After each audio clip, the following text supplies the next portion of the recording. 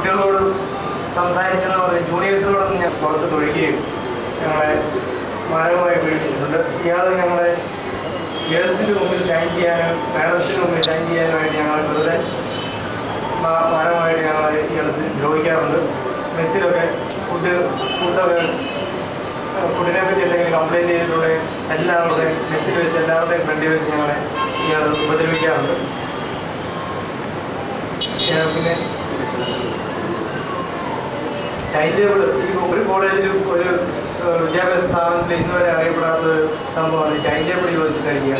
ഞങ്ങളോട് time table ചോദിച്ചിട്ട് time table പറയാൻ പറഞ്ഞ് ഞങ്ങളോട് അതിലെന്തെങ്കിലും തെറ്റ് വന്നിട്ടുണ്ടെങ്കിൽ ഞങ്ങളെ അടിക്കും, ഞങ്ങളുടെ മുഖത്തടിക്കും, ഞങ്ങളെ തലയിൽ കയറി ചവിട്ടും, ഞങ്ങളെ കുത്തി ഇരുത്തും, ഞങ്ങളുടെ ഷർട്ട് വരെ ഞങ്ങളോട് ആവശ്യപ്പെടും. അങ്ങനെ പലപരമായ രീതിയിൽ ഞങ്ങൾ മാരകമായിട്ട് ഞങ്ങൾക്കൊരു മനുഷ്യൻ്റെ വില പോലും തരാതെ ഇയാൾ ഞങ്ങളെ ദ്രോഹിച്ചിട്ടുണ്ട്.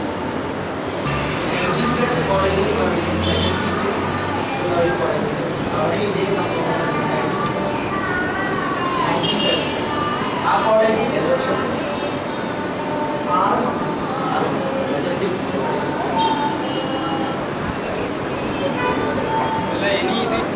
ഈ വിഷയത്തിൽ എസ് ഐ എന്താ ചെയ്യാൻ ഉദ്ദേശിക്കുന്നത്? ഇതിൻ്റെ കൂടുതൽ ഇഷ്യൂയായി അറിയേണ്ടതാണ് സർക്കാർ ഇടപെടുകയോ ചെയ്യേണ്ടതുണ്ട് എന്നാണ് നമ്മൾ ആഗ്രഹിക്കുന്നത്.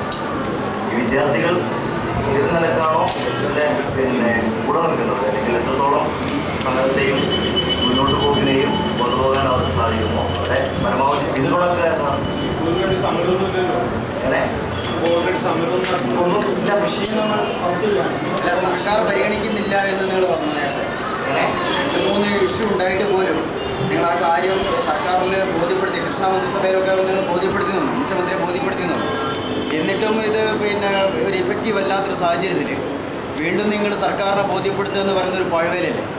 അത് ശക്തമായ നടപടികളുമായിട്ട് അല്ല, ഈ ശക്തമായ നടപടി എന്നുള്ള രക്ഷിതാക്കൾ രംഗത്തേക്ക് വരികയാണെങ്കിൽ സർക്കാർ അതിന് വ്യക്തമായിട്ട് മറുപടി ഉണ്ടായിരിക്കുമെന്ന് ഞങ്ങൾ വിശ്വസിക്കുന്നു. അതായത് മുൻപ് ഈ പറഞ്ഞ വിദ്യാർത്ഥികൾ ആ നിലയിൽ തന്നെ ഏറ്റവും കൂടുതൽ നോട്ടപ്പുള്ളിയായിട്ട് കരുതിയിരുന്നത് എന്നെ തന്നെയാണ്.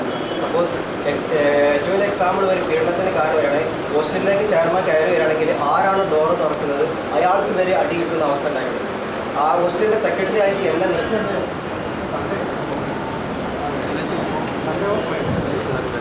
ഇപ്പോൾ വരെ ഈ CSRG എന്ന പേരിൽ വരെയുള്ള ഭീഷണികൾ നടത്താറാണ് സാധാരണ. അതായത് ഏജൻസികളും ഗവൺമെൻറ് മാനേജ്മെൻറ്റും ഒത്തുകളിച്ചിട്ടുള്ളതാണ്. പിന്നെ ഇൻക്ലൂഡിങ് നമ്മുടെ മീഡിയകൾ വരെ, നമ്മുടെ മലയാളം പത്രം പ്രസിദ്ധീകരണങ്ങൾ വരെ ഏജൻസികളുടെ പരസ്യങ്ങൾ വളരെ വ്യാപകമായിട്ടുണ്ട്. ഈ ഏജൻസികളാണ് ആളുകളെ ഇതിൽ വേണ്ടി ബുദ്ധിമുട്ടിക്കുന്നത് എന്നതാണ് വാസ്തവം. പരാതി വ്യക്തമാക്കുന്ന ഈ സമിതി ശ്രദ്ധ പുലർത്തുകയും വികാരികളുമായി ബന്ധപ്പെട്ട പ്രശ്നങ്ങൾ സൃഷ്ടിക്കുകയും ചെയ്യുന്നു. അത്രമാത്രം ഈ സമിതി മുന്നോട്ട് പോകാൻ കഴിയും. എസ്ഇവിൻ്റെ ഉദ്ദേശം എന്ന് പറയുന്നത് കൃത്യമായിട്ട് ഈ വിഷയം സമൂഹത്തിൽ ചർച്ച ചെയ്യപ്പെടുകയും ഒരു വിഷയമായിട്ട് ഉയർത്തുകയും ചെയ്യേണ്ടതുണ്ട് എന്ന് മനസ്സിലാക്കേണ്ടത്.